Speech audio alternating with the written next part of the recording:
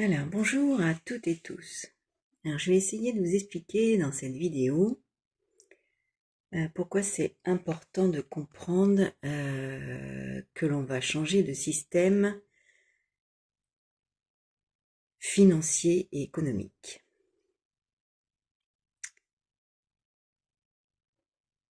Donc, j'ai intitulé cette vidéo « L'acte de naissance ». Alors, pourquoi nous demande-t-on un extrait d'acte de naissance, c'est-à-dire copie certifiée conforme, à chaque fois qu'on doit faire des démarches administratives ou refaire faire des papiers ou des choses comme ça? Eh bien, pour que jamais nous ne remettions en cause ce document administratif qui est pourtant une fraude. Et je vais vous expliquer pourquoi. Alors, ces explications proviennent de lectures sur un réseau et que je remercie ceux qui partagent ces informations qui sont cruciales et qui nous permettent de comprendre pourquoi l'humanité et comment l'humanité a été mise en esclavage de manière légale. Enfin, ça, c'est ce qu'ils disent.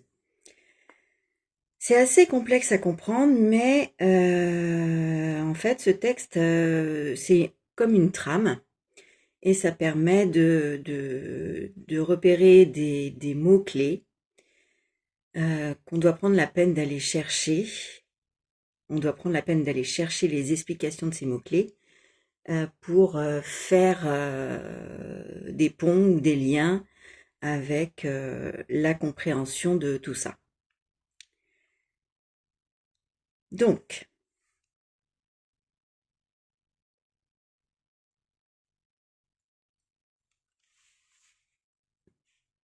l'info que je vais lire ici, il y a 3-4 pages quand même. Elle provient du compte de Monsieur Poul. Vous êtes, alors j'ouvre les guillemets, vous êtes un actif de fonds de dotation. Votre acte de naissance a créé un compte secret, un compte incestuikevi, et personne ne vous l'a dit. Dès votre naissance, un contrat financier a été établi en votre nom, non pas pour vous protéger, mais pour vous posséder. Votre acte de naissance n'est pas seulement un document d'identité, c'est une obligation écrite en majuscules. Il représente une fiction juridique que l'on appelle le strawman, entre parenthèses l'homme de paille. C'est une version corporative de vous créée pour générer des profits pour les gouvernements et les banques via un trust, entre parenthèses une fiducie, un trust secret. Le cestuikevi, ça s'écrit C-E-S-T-U-I, plus loin Q-U-E, plus loin V-I-E. Vous n'êtes pas le débiteur, vous êtes l'actif. Chaque fois que vous signez un contrat, payez une amende ou contractez un prêt, de l'argent est discrètement prélevé de votre trust caché, pendant que vous payez à nouveau. L'État, les tribunaux et les institutions financières échangent votre existence comme s'il s'agissait d'une monnaie. Lorsque votre mère a signé l'acte de naissance, ou votre père, le gouvernement a pris la garde légale de votre identité. Le nom en majuscule suit le droit maritime,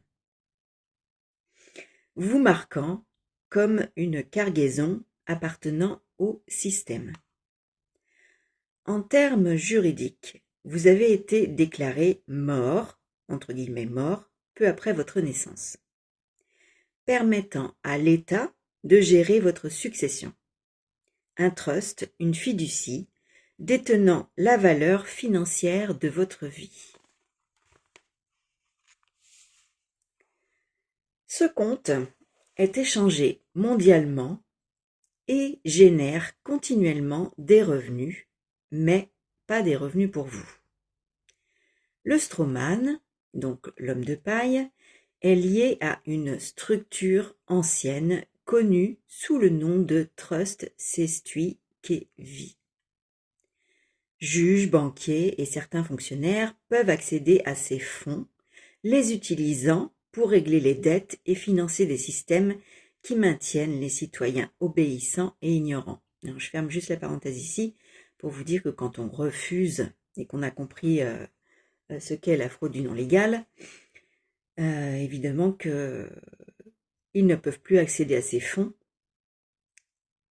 et pour régler les fameuses dettes. Je réouvre la parenthèse. Au cours de votre vie, des millions circulent par votre compte sans que vous le sachiez. La tromperie est partout. Lorsque vous achetez une maison, la banque ne vous prête pas d'argent. Elle utilise votre trust pour payer le vendeur, puis vous fait rembourser la même somme avec en plus des intérêts. Bonjour les escrocs. Votre signature active la ligne de crédit cachée liée à votre nom. Le prêt est vendu plusieurs fois, prélevant plus de fonds de votre succession. Oui, parce qu'apparemment, en plus, les contrats de prêt que l'on signe, parce que le banquier ne met jamais sa signature avec vous à côté de la vôtre, quand vous leur demandez quelques années après où est passé le contrat, le contrat qui a été signé au début de l'accord de prêt, il a disparu. Il n'existe plus. Ils l'ont revendu parce qu'ils font du business avec en bourse apparemment en plus. Quand on vous dit que ce sont des escrocs, ce sont des escrocs. Vous croyez acheter une propriété. En vérité, vous payez ce que votre trust a déjà payé. Il en va de même pour les véhicules. Le certificat d'origine du fabricant va à l'État, pas à vous. Vous ne recevez qu'un certificat d'immatriculation, ce qui signifie que vous louez ce que vous pensez posséder. Les frais annuels sont des paiements de loyer déguisés. La propriété est une illusion construite sur des papiers qui cachent le véritable propriétaire, le gouvernement qui a accédé à votre trust pour le payer en premier. Les tribunaux et les prisons ne font pas exception. Chaque amende, accusation ou peine de prison débloque plus d'argent de votre trust. Une contravention de 100$ peut libérer des milliers par le système. Une peine de prison peut générer des millions. Les États-Unis sont en tête du monde en matière d'incarcération, non pas pour la justice, mais pour les revenus. Chaque détenu est un produit financier. Même l'aide sociale et les aides gouvernementales font partie du circuit. Lorsqu'un enfant naît, alors ça c'est valable pour les États-Unis parce que c'est un profil des États-Unis qui partagent ces informations, mais sachez que le trust, le Sestui Kevi a été utilisé dans le monde entier. En France, c'est pareil. Donc, lorsqu'un enfant naît, un nouveau trust est créé, élargissant le réseau d'instruments financiers qui génèrent de la valeur pour l'État. Plus les citoyens défendent des systèmes gouvernementaux, plus les comptes sont activés. Le même mécanisme s'applique aux soldats, médecins, fonctionnaires, tous liés à leur insu à des trusts cachés gérés par ceux qui ont construit cette toile financière. Le système se nourrit de l'ignorance. Bah oui, c'est parce qu'on ne sait pas tout ça qu'évidemment on signe un document et,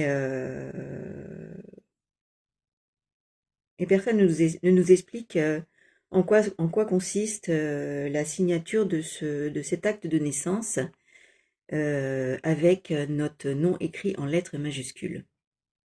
Comment d'ailleurs pourrait-on penser qu'il s'agit d'une telle arnaque? Le système se nourrit de l'ignorance. On vous a appris à croire que vous devez des impôts, des dettes et obéissance à des institutions qui vous doivent secrètement,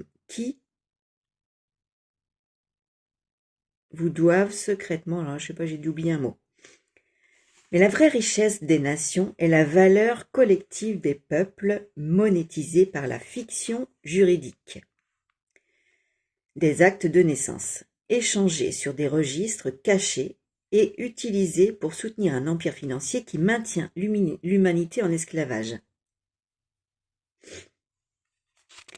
Voilà, donc une fois que vous comprenez la séparation, écoutez bien, la séparation entre la personne vivante et la personne papier, l'illusion se brise.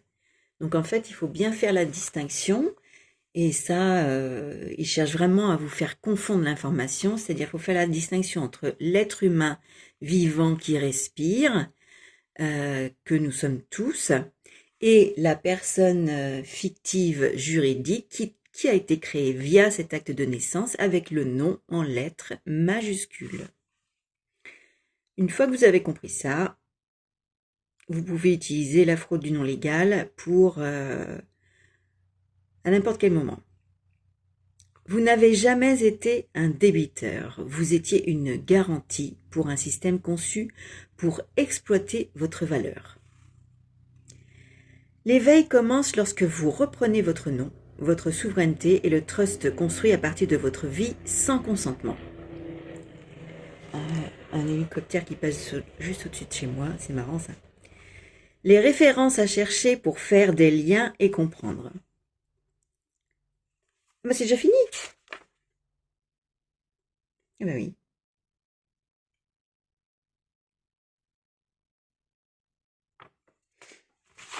Oui, alors j'ai fait une liste des, comment dire, des références que vous pouvez chercher pour faire des liens et comprendre et approfondir toutes ces données, toutes ces informations. Donc on a la fraude du nom légal. Il faut aller voir et saisir sur Internet 25 décembre 2012, l'ICC. Et surtout, faites attention parce que l'IA et les algorithmes, tout ça, vont faire en sorte que vous ne trouviez pas l'information, ou alors vont vous dire que c'est de l'information complotiste, ils vont étiqueter ça en, ouais, en info, en fausse information ou en faux complotiste, comme ils disent, alors que tout est vrai. Faut creuser. Il faut pas aller que sur Google, hein, comme moteur de recherche. Hein. Alors, fraude du nom légal, UCC, je me suis trompée, c'est pas ICC, 25 décembre 2012. Interdiction du nom en lettres majuscules. Alors, je crois qu'il faut aller chercher Anna von Reitz. C'est un document, c'est une loi, un texte de loi qui est très très ancien, qui interdit la modification de l'écriture, je crois que c'est ça tout simplement, c'est-à-dire qu'en fait l'écriture en lettres majuscules est interdite. Mais ils se sont pas gênés, ils ont trouvé ce stratagème pour écrire ça comme ça sur les actes de naissance et transformer ça en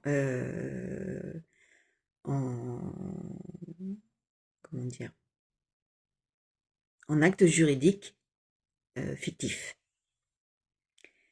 Comprendre les étapes de la supercherie depuis la déclaration de naissance sur un registre manuel effectué par un témoin, médecin, sage-femme, infirmière, c'est-à-dire un témoin qui a vu la naissance se dérouler, donc qui en a été témoin, jusqu'à la signature du contrat par l'un des deux parents de l'extrait d'acte de naissance en présence d'un officier d'état civil qui, lui, n'est pas un témoin de la naissance de l'enfant.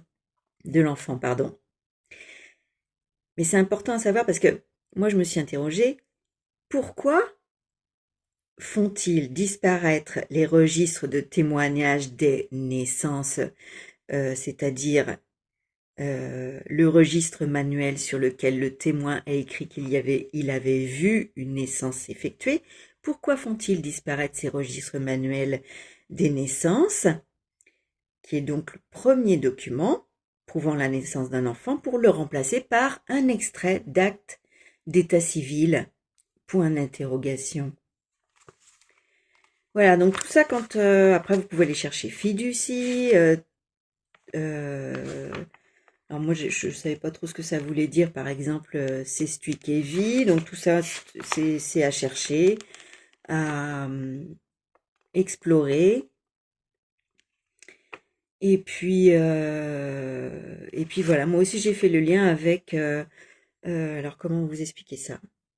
J'ai fait le lien avec la récession qu'il y a eu aux États-Unis je crois que c'est en 1930, hein, si je me trompe pas.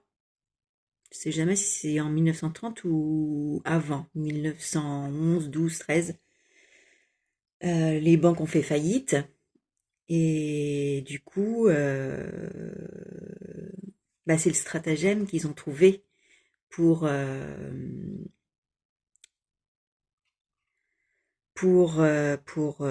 se remettre à flot. Donc voilà. Donc voilà pourquoi aujourd'hui on va changer tout ça. Tout ça a été mis capoute en 2012. Vous vous rendez compte? En 2012 déjà, c'est tous les gouvernements sont out depuis 2012. L'information circule, mais elle a beaucoup de mal à circuler, forcément, parce qu'on nous empêche de vous dire tout ça. Parce que ce sont des stratagèmes aussi qu'on utilise quand on ne peut plus payer les factures et que on est menacé par les huissiers, enfin les faux huissiers, hein, parce que c'est pareil. Si les gouvernements sont capoutes, les huissiers c'est pareil, hein. Ils ont viré en même temps, ils ont jacté en même temps. Donc, bah, quand des personnes censées représenter la loi vous demandent de payer des dettes, par exemple, ou vous force à payer des dettes, vous utilisez la fraude du non légal à la banque, n'importe où.